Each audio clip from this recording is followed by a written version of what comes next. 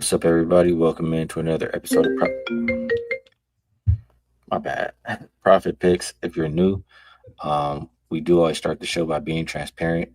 And yesterday, I had one play. It was a loser. I had the over, and it was a 5% loser. So 5% in the playoffs for 6-3 now. Playoffs overall are 24-13. So have to bounce back from a bad day yesterday. We do get Mr. Rob Veno back today. Everybody's been missing you. They come in the comment section, they come in the live chat. I miss doing a show with you. Great to have you back, Vino. How you doing? Appreciate it, guys. Yeah, it's 7 days of, like I was telling you off air, Ski. 7 days of island life is pretty nice. Yesterday though wasn't nice at all. I was really rolling through the playoffs here, and yesterday got caught up in the full game over. No. First half over. First half over 104 and a half. Didn't get there. Had 102. Um, Picked a bad day to have Sam Merrill go 0 for 7 from three. Any one of those would have been helpful, and lost a James Harden prop. I think I had over 28 and a half PRA. He got 28. So you get the idea. I went to the W, had a play on Minnesota and Toronto over 72 and a half. Game landed 72. So we had a couple of half-point losses. Tough break. Still good, though, throughout the playoffs. I'll do the addition later on. You already gave your number when we promo. But still running pretty good. 58% for the playoffs, 43-31. We'll see if we can't get there today with some winners. Yeah, we'll check it out. My man, I don't know what's going on here with my. I'll get it figured out. But everything on my computer all of a sudden just doesn't want to work. I'll be back home on Monday. I'm gonna go back home today, so I probably just need to sit still for a little bit. There we go. Now I'm back logged in how I need to be. Okay. First game up, we'll talk about Thunder and Spurs. Opened up minus. Is this real? Opened up 5.5 and down to two. Total opened up 215.5. And it looks like 218.5. You have J Dub, De'Aaron Fox, and Dylan Harper all questionable here tonight. I mean, it's tough, guys, going down for San Antonio to possibly be without two point guards. I mean, that's a real big blow. For OKC, I feel like it's less of a blow just because of how deep they are, and they played so many games without J Dub already. I feel like they're already just used to that. Um, so I think the Thunder can kind of do. I don't think it's going to hurt them too much. I worry about that Spurs offense looking the same. If they were healthy, I would see no other reason than to go and bet over again because usually both teams like to play fast. I'm just worried, if Dylan Harper's not out there and De'Aaron Fox not out there, I'm not sure. What do you think? Yeah, it's a genuine concern, Ski, because Stephen Castle, as good as he's been, had to take over most of the ball handling the other night and had 9 turnovers. And you know how it is with OKC, even if Jalen Williams doesn't play, they just go to the bench and run a ton of defensive minded guards and wings after the ball, and it's hard.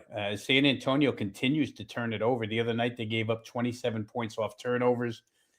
Without 2 point guards, it's going to be really, really hard for San Antonio. And I do think that as this series rolls on, we might find Wemby just wearing down little by little by little. I don't think it'll be all at once, but gradually. You can't stand there and take the beating that he takes down low, whether it be from the guards that are acting as pests, slapping at his wrist for the ball, or whether it be Hartenstein and Holmgren, 2 7-footers. He's better than both of those guys, but still the physicality could take a toll on Wemby, down to 21 points and 17 rebounds after the huge performance in game one. So I don't know. Like I say, it's contingent on De'Aaron Fox mostly here, right? Harper's not going to go, but Fox could go. We have to wait till game time.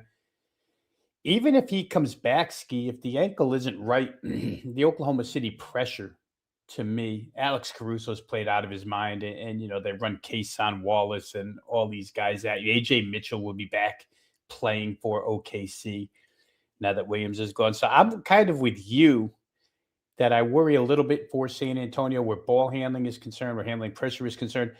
The great equalizer here could be home floor. That's the one thing that sets me back here. Back in San Antonio, game three, although OKC is kind of immune to any venue, it still is tough to go into somebody else's place, 1-1 tie with the remaining talent that San Antonio has. So for me right now, it would be a look at OKC plus points. And I do think, like you said, I will just comment really quick on something you said about looking at over again. I was watching the game, obviously on vacation with my brother-in-law, who doesn't really watch a lot of NBA hoop, but there was a stretch in that San Antonio, Oklahoma City game where he just says to me, he goes, "Man, nobody makes a shot in this game." And they went about 3.5 minutes without making many, but the pace was so crazy. I was trying to explain to him. I said, they just get enough chances to where eventually they're going to start falling and they'll get over. And that's what happened. So, to your point, the pace has been extremely fast in this one. I don't know that that will change unless San Antone, maybe they reconfigure without two point guards. Maybe they go twin towers. We don't know. And so it's hard to bet total right now. So that's where I stand. I don't really have a play on the game, but I just saw the total rise again, Skee, in a couple of places to 218.5 from 215.5. So maybe somebody knows something about the situation with De'Aaron Fox. I think Harper's going to play. I don't know about You De'Aaron do. Fox. I do. Um, Mark also mentioned how good San Antonio's been after a loss. Yeah, I mean, if you get Harper in there, it's going to make me feel a lot different about the Mm. game. But as of right now, if the people questionable do not play, I'm thinking more of the OKC side. So this one's a little bit more wait and see, especially after for me yesterday when I lost. I don't like losing, and after I lose, I'm trying to make sure I win the next day for sure. So I'm taking my time today. All right, let's get to a little bit of WNBA. We do have 3 games over there. And first up, we have Valkyrie and Fever. My bad here. Get back to where I need to get. And got a little mixed up. There we go. Valkyrie and Fever opened up -7.5 and it's down to 5.5.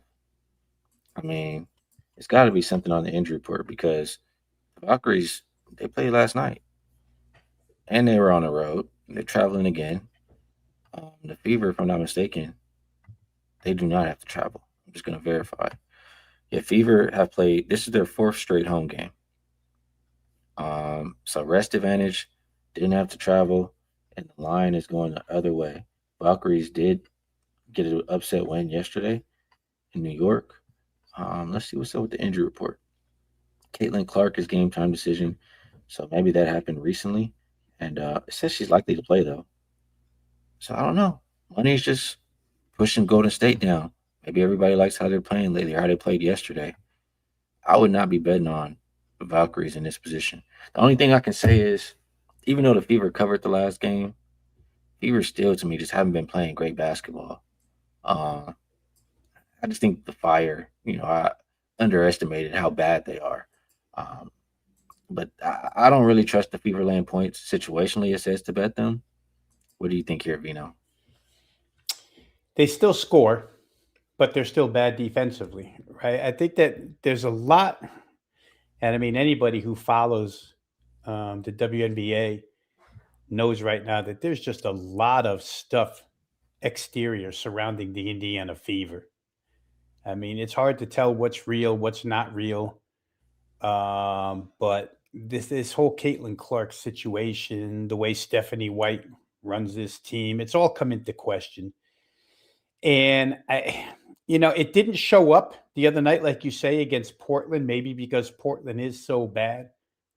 But if there is anything going on inside that locker room, it would show up against the better teams. The point you made, though, is the point that has to be taken the most serious here is Golden State's on back to backs.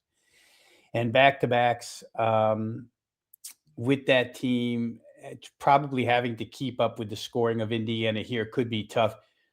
Probably run into is, can Indiana defend enough? So it puts me in the spot where I think total is the best way to go here. We're looking at 168. Definitely not a hard number for Indiana to get over. Just checking here, Indiana games the other night went 163 against Portland, 167 against Seattle, two very poor offensive teams. Golden State probably a little bit better than that. Um, I don't know. Valkyries defense last night. New York was working some brand new pieces back into the lineup. I think Rebecca Allen played. Satu definitely played last night, so there was a little non-cohesiveness for New York. Maybe that's a reason why Golden State only gave up 70. I just tend to point to the total here. Clark is probable everywhere I saw, so I'd imagine she plays. Indiana scores. Golden State can probably keep up because Indiana gives up points to everybody. The number just seems low total wise to me. That's the way I would lean. I think I'm skipping this game. I'm pretty sure I won't have money on that one. Wings and Dream. This game was pretty interesting to me. Opened up Dream minus 4.5. Looks like 5.5. Total's gone up from 172.5 as high as 174. For the Dream, still missing Bree, and nobody on the injury report for the Wings. For Dallas, they did play recently. Wings lost by 5, I believe. I think it was like 77-72. Dream do have the rest advantage here. But the Wings, they've been playing some solid basketball the past couple games, coming off 2 straight wins. I know they haven't been playing the best competition. They beat the Sky and the Mystics. But 2 wins are 2 wins. And those 2 wins came after the coach called them out and just saying, like, it's people in this locker room that are selfish. They're not doing the things we need to do to win, et cetera, et cetera. And what do? They listen, they respond, and win 2 games.